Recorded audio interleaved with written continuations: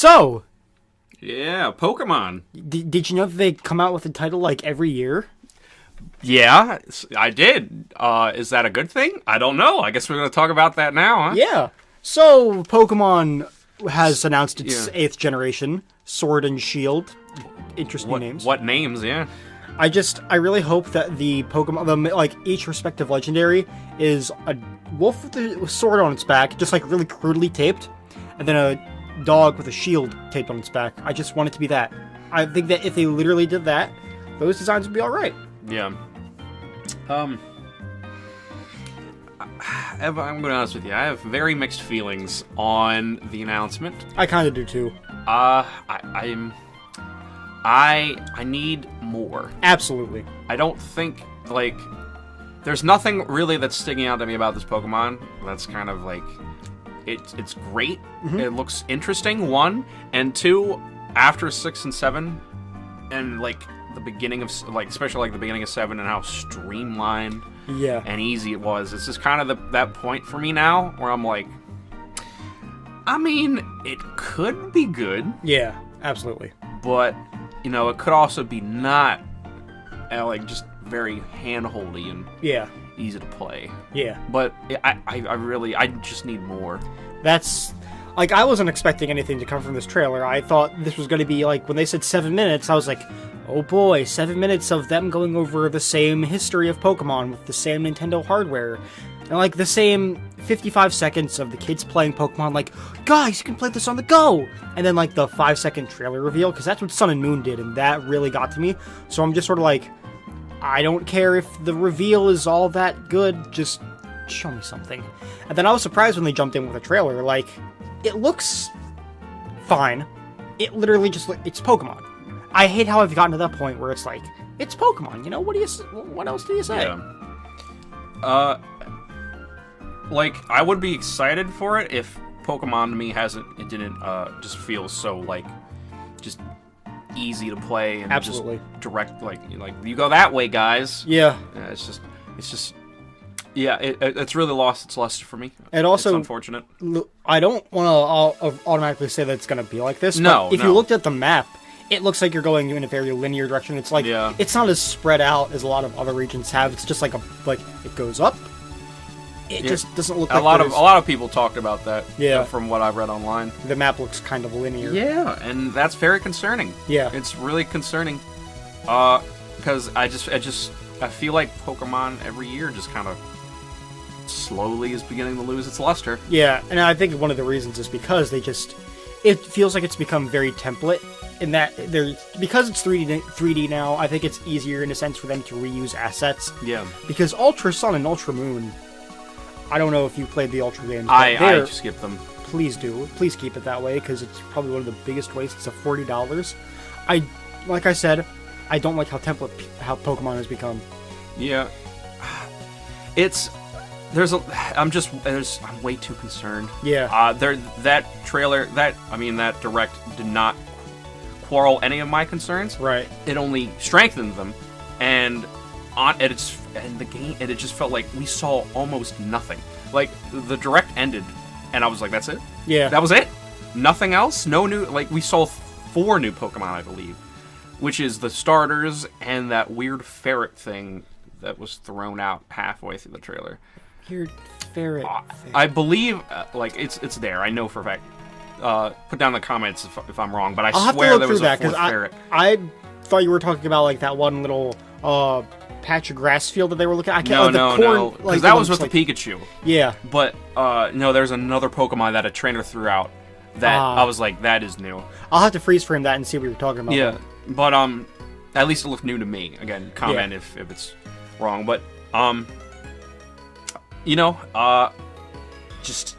I need to see more. I can't judge it right now. Absolutely. I have so many concerns, and I'm just too nervous to be excited at this point. Absolutely. So, the designs of the starters.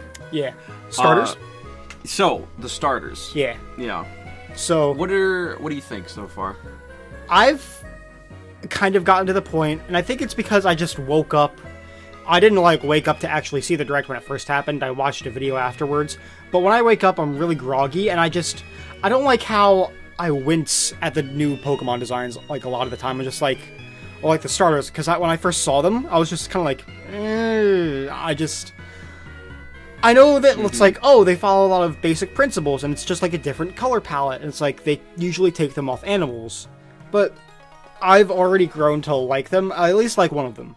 Yeah. And I am want to just go through them one by one, if that makes it Go easier. ahead. Yeah. So I'm just gonna go off and say I'm Team Grookey. I like a lot of simians, so just monkeys in general are very cool to me. So little baby chimp Pokemon is cool and good, and it reminds me of Chimchar, which is one of my favorite fire type starters, one of my favorite starters in general. So it's like, okay, I can deal with this. I don't know what like chimp in specific it's based off of, like what breed, but I really hope that it evolves into a really cool monkey man. Yeah. You know me, I always pick the grass starter. So I'm going to pick Grookey no matter what. Yeah. I don't think, personally, Grookey's that great, but I also don't think the other ones are that great either. Right. The one I like the most is probably Score Bunny. Yeah. Because it's just, besides the other two, which are both quadriplegic, I don't know the word for that. Quadrupedal, yeah. Quadrupedals. And they have very similar body types, like the tail about the same length, and the head, and it's fine. But it's fine, but it just looks a little too samey. Scorbunny looks a little different, and I really I like it. I'm hoping it doesn't turn into a firefighting type. The Band-Aid on the nose is kind of giving you a bad sign. Oh, I am very nervous about that, because I want some interesting more types with starters. You feel like after the insane backlash that like Pignite and Emboar got, that they would have gotten the idea, okay, no more, at least for starters, no more firefighting types. Because we had a good thing with like Delphox and Incineroar. They were like the foils or the counters to fighting types, and it's like, can we get something that's maybe a little different, like a fire steel or a fire something that's not fighting? Make an interesting type mix. So I'm kind of Grookey all the way, but I like the starters. Yeah, to a degree. I think they're fine. I don't hate them. It's not like, they're not like second or first gen, like, oh wow, that's great to me. Yeah. But they're good. Right. They're just fine for me. And then we have Sobble. Yeah. I guess we'll talk a little bit about Sobble. Yeah. Sobble is okay. Sobble's okay. Sobble is a very average, and I was very surprised because he is ranked over Grookey on like some Twitter, like some Pokemon Twitter, like rank, not ranking, but when they ask like, are you team this are you or team this that? or that? Yeah, and it was like much more percentage on Sobble than Grookey, and I was very surprised. I will not let my little monkey man be disrespected like this. Yeah, I know a lot of people personally who are big Grookey guys, and the internet's just like, nope, Scorbunny's the best. And I'm like, yeah, I agree with you, but I don't think Grookey's like that awful. Right. It's just fine. But, yeah. I always feel like there's going to be that one starter Pokemon, which is like the Poplio, because people are still very against Poplio. There are people who really? do not. Oh, Poplio was... To this day, people do not like Poplio. They're like, I will not talk to one kind of person, and that is the person who chose Poplio in Sun and Moon. And it's like, I just kind of felt that at least one of these guys was going to be getting that treatment. Yeah. And it's like, I didn't know what animal Sobble was at first, but then like Chameleon is when I heard about that. I'm like, okay, because I don't know if this is going to be a situation where it's like with me and Froakie, where it's like the base looks kind of silly, the first evolution kind of carries that same idea over, and then the final evolution just goes completely in a different direction, like Greninja did from Frogadier. Yeah, you make a good point that the final evolutions will probably play a big role in how people view them. Yeah. I guess going on right now, everyone just likes Scorbunny the most, and I honestly, if it does turn into a firefighting type, I think a lot of people will not like Scorbunny, and another like quarter of people will love Scorbunny's final evolution. Oh yeah. So, but. Yeah, I really would like to talk more about this, but there's not information. There's not enough to talk about it. Right. And I'm just very concerned. I'm very concerned about the future of Pokemon. I'm very concerned about where the direction they're heading, just everything. Right. I have not much more to say. I have a few more things to say, and I hope that it doesn't like completely dominate the rest of the podcast. What little we have to talk about, because that's what you're giving us to work with, your Game Freak. But I said this over Messenger last night. I feel like Pokemon is treated very strangely, at least with its main core titles. Yeah. Because if you look at a series like Zelda Breath of the Wild or Mario Odyssey, it's treated like these really big blockbuster, I don't know if it's like the right term because games are not movies, but like really AAA things, like whether you really liked them or not, you can admit that they like really changed up the formula for the series, and like they dared to be different, and they dared to let themselves know this is going to be a grand, big new thing, especially because it was on a new Nintendo platform. Just Pokemon doesn't feel like that. It feels like they treat it like the series that'll maybe sell like 2 or 3 million units at most, not the thing that is consistently doing gangbusters. Some games selling like close to, I don't know the sales in specific for like Red and Blue, but they are very high up there. Yeah. And it's sort of like these games on average break like 8 or 9 million, I think. Well, I feel like, I mean, honestly, isn't that more of Game Freak's fault? Yeah, that's more of Game Freak's fault, because that's definitely more of Game Freak's fault, I think. And it's like, I know that I don't know if it's Tsunekazu Ishihara or Junichi Masuda, but I know that at least one of them is very opposed to change. And that's one of the key reasons why they've never changed up the Pokemon formula, besides like saying, look, instead of gyms, we have trials in Sun and Moon, or doing things like Mega Evolution. It's like, they've found something that consistently works, no matter how samey it can be year to year.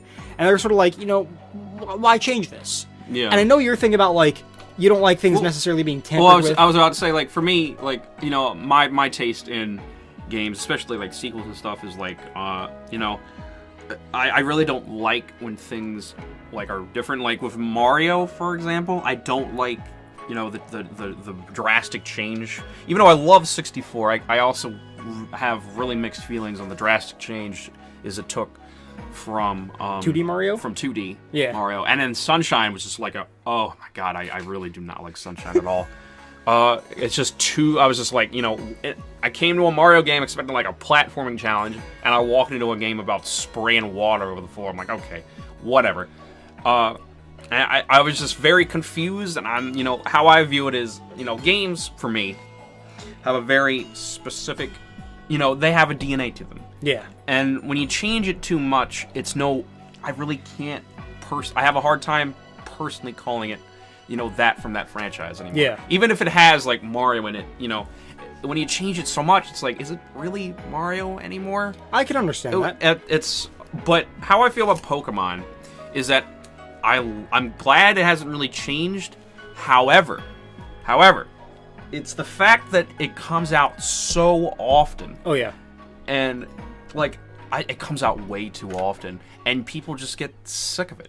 Yeah. It's like how I feel a lot of, personally, a lot of, like, games in general, like, with sequels, like, guys, you gotta stop coming out so quick with these things. Yeah. Man. You gotta let them sit for a pretty decent long time, but they can't, because they're companies and they need money, and I understand that. Oh, absolutely. But, like, when it's annual. Yeah. Like, and it's around the same time, like how we get Pokemon games universally just in November now. It's like, it'll be a Pokemon game, it'll be mid-November, that's almost a guarantee. Yeah, and it's just like, guys, you gotta calm down. You can't have a Pokemon game every year. People just get tired of they just get tired of it. Yeah. They're gonna keep playing it, and they're just gonna be like, oh god, I can't do this. Like, it just gets so tiring. Over and over and over again. That's, like, it's a very key thing that made me have to, like, push through Sun and Moon, because I was like, when I was a bit younger, I could play Pokemon games, and it was like, hey, it's fun, like, a majority of the way through. But, like, with Sun and Moon, I was just like, yeah. It just feels so similar, and I guess I just didn't like some of the elements of Sun and Moon. Well, like, the beginning of Sun and Moon is so slow and so hand-holdy. Christ. It's really hard to get through. Yeah. And, like, I almost gave up after the first time, and I was like, I cannot keep doing this. And thank God the second island got better. Oh, yeah. Thank God, because I would have dropped that game in a heartbeat if it just kept going the way it was. Man, was it bad. Oh, yeah. And I just, I feel like this is going to be 8 all over again, or 7 all over again with 8. Yeah. And, honestly, I wouldn't be opposed to like certain things being added to the system of Pokemon. Like that doesn't really affect me. But don't do like a gimmick thing like Mega Evolutions or what's the one they added in? Are you talking about Z not moves? Alolan form, Z moves. Yeah. I was like, come on, really? Like it's such a broken move, and Yeah. like you only can use it once. It just feels so gimmicky. Yeah. And so like, yeah, look, we added this thing, and I'm like, okay, whatever.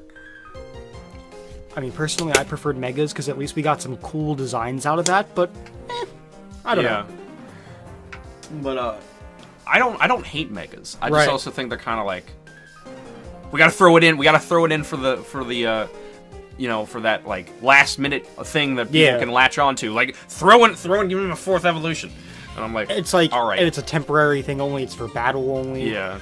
It kind of reminds me of, like, I think this also factors into, like, why they don't make as many, like, completely brand new Pokemon. Because Gen 5 was the last time we just had, like, a big blowout on completely brand new Pokemon. Yeah. Because a lot of it has been more, like, to the 70, maybe 80 mark. And it's like they try to do things like Mega Evolutions or Alolan Forms and Ultra Beasts to compensate that. Yeah. And so I'm just sort of afraid that from now on, we're just going to have, like, fewer Pokemon, but older Pokemon are going to get remixed to compensate. Yeah, and like I guess in a way it works because a lot of people are they love Gen 1. Yeah. And because it's so iconic and so memorable, and like I really wish, in a way, I really wish they would stop riding Gen 1's hightail. Absolutely. And just kind of like make just new Pokemon. Yeah. Like I understand Gen 1's great. The design of it's great. I love Gen 1. I love Gen 2 more. But like too. but like you gotta think of more Pokemon. Get people excited. Give them new stuff to look at and observe.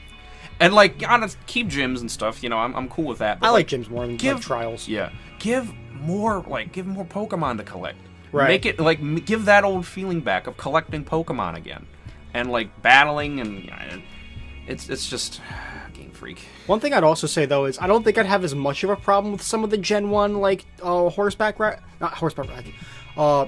tail riding, I guess it was. I'm bad with expressions that aren't like super vulgar, but I guess it would be better if they didn't like just so focus on Gen 1, because they said when they were making Alolan forms, we wanted to do this for the people who have been here for Gen 1, so only Gen 1 Pokemon were considered, so that's why we only have things like Alolan Marowak, Alolan Vulpix, and it's like, what about Gen 2? I think you're just limiting yourself if you stick with the only original 151 Pokemon.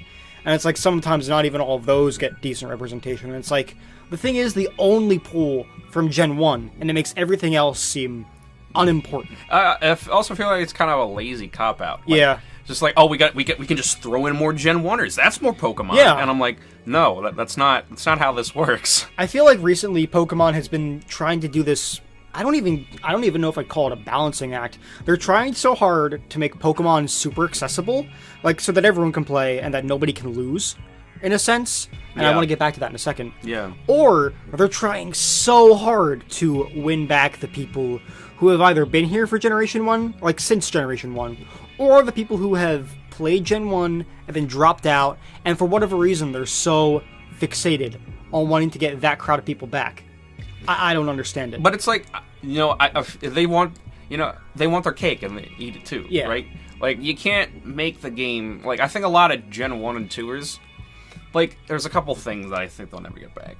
Right. Like, that made the original so special. One, it's the original, right? Yeah. Like, it's new, it was fresh, it was something like, oh, wow, this has been really great. Yeah. Right? The show was also at its highest. Everyone was watching it. Everyone, the original 151 are so memorable. Yeah. Everyone knows them. Like, everyone knows them. Yeah.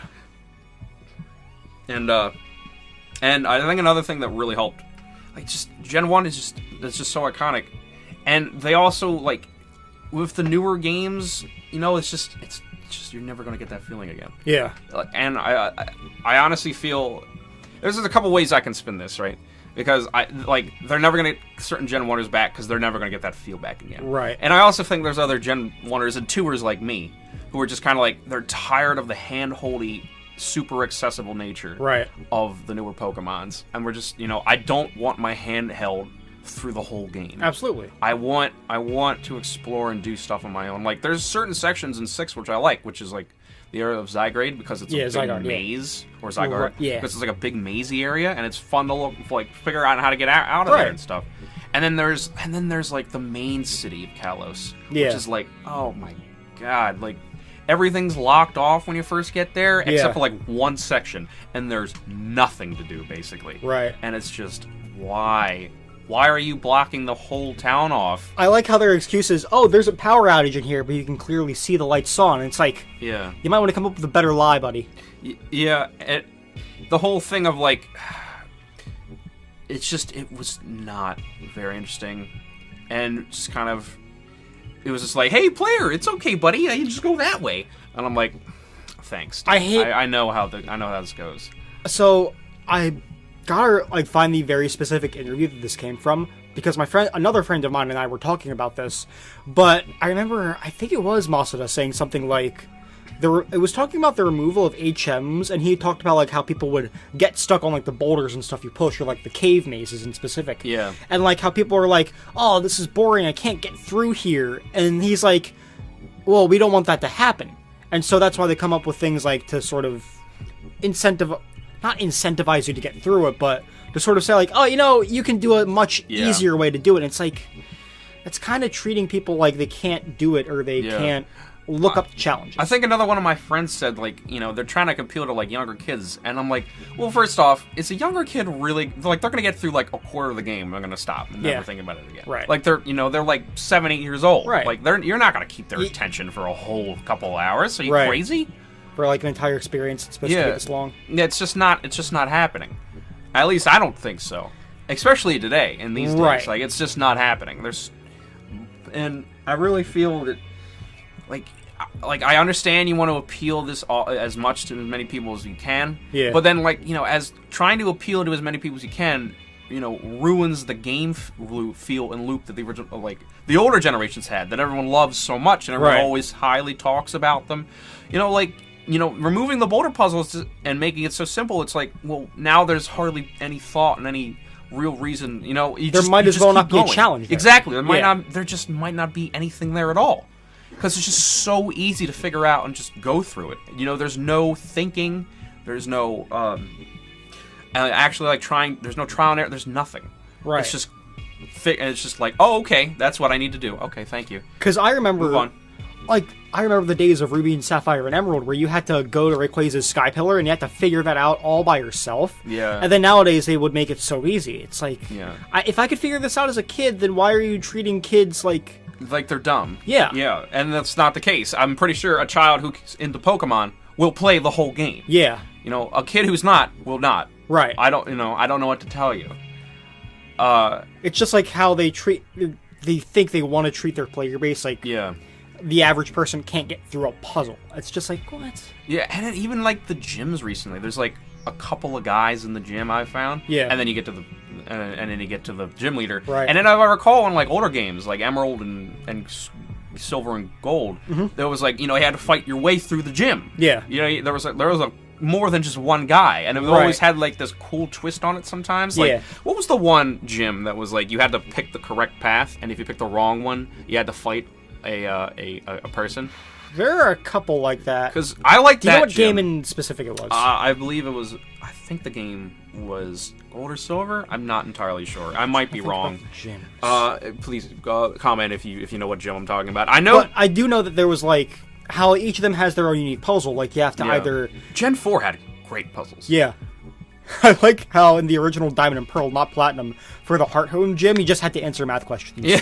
That was like pretty so funny. random, but it's like I love that. It's something. It's just something to challenge yourself, man. Yeah. I'm tired of games just giving me, or especially Pokemon games, just giving me the answer. Right. I don't want that. I want to figure it out. And one of the things I did enjoy about Gen 7 was how it hid certain legendaries behind like challenges. Right. And I loved that. That was like one of the best parts about it. And I'm tired. I really want Pokemon to stop with this, like, make it easy and accessible. Like, I'm tired of it. I just don't want anymore. And I understand, like, people just want to just experience the game and the story and stuff. And it's just kind of like, I mean, I agree with you there, but, like, there's hardly any real challenge here. Right. And I just want to go through the game, but now, like, people want a challenge. Like, the game was originally it's gone. Like, it's just easy now. Yeah. And so, like, you're turning other people who originally there off. So, I guess it's a give and take, really. Yeah. But, it's really lost to me, especially in the last couple of years. It's really lost me. And I really hope that, kind of doubt it, like, because some of my fears are starting to fester up again, but like you said, I don't know if I can expect the best from Gen 8 unless they show more. Yeah, I want more. I'm pretty sure they're going to probably show more at E3. When they do, I really hope it's decently long and not this. Oh, yeah, here's more Pokemon. All right, bye, see you later. And especially, I kind of want more of a plot thing. It's not just like, go out and be the best and get all the Pokemons, and maybe if you see an evil team, stop them. Maybe. Yeah. I want something a little bit more story-driven, or at least more world-built. Like, world-building like Diamond, Pearl, Platinum, or actual story like Black and White. Yeah. Yeah, that's true. I've never played Gen 5, but I heard everyone loves the story in Gen 5. At least Black and White original story. Black and White 2 is sort of like where it was more it was more about like you know how and I'll try to make this part quick because this is of course more about the Gen 8 stuff that we've seen, but Gen 5 was sort of to go for like it only has Pokemon from Unova in the original Black and White until you beat the story.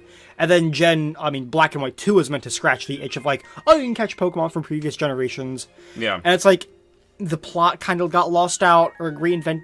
Well, Black and White 2 is a sequel. I'm kind of losing it here, but like, I'll say, if you do play Gen 5, at least original Black and White, because I think you'll like the story. I think that's how a main series Pokemon story should be written, because it's not all about, go out and be the best and fill up the Pokedex or whatever. It's more about deciding what you want to be with your truth and ideals. It's like the Pokemon League doesn't even play that big a role, I don't think. Really? Yeah. Huh. That's interesting. Because I know I own Gen 5, I just need to play it. Because I don't mean to necessarily spoil you, but the final boss is not the champion. Oh, that's cool. Yeah. I'll keep that in mind. I hope Gen 8 goes that direction. Yeah, as well as like a lot less like, let the player figure out things on their own. And when I say story, I'm sorry for interrupting. No, go ahead. When I say story, I mean a story that isn't shoved in your face at the start and beginning of every route. I don't want to have to go on every route and have character come up and say, I want to tell you a story, initiates cutscene. I don't want to be stopped at every turn. Because that was one of my biggest problems with Sun and Moon. I couldn't move more than 5 steps without having some plot thing. Yeah, that was a lot of Gen 7. Yeah. Or especially like the first island. Oh yeah. That was very often all the time. But I think that's about it. Yeah.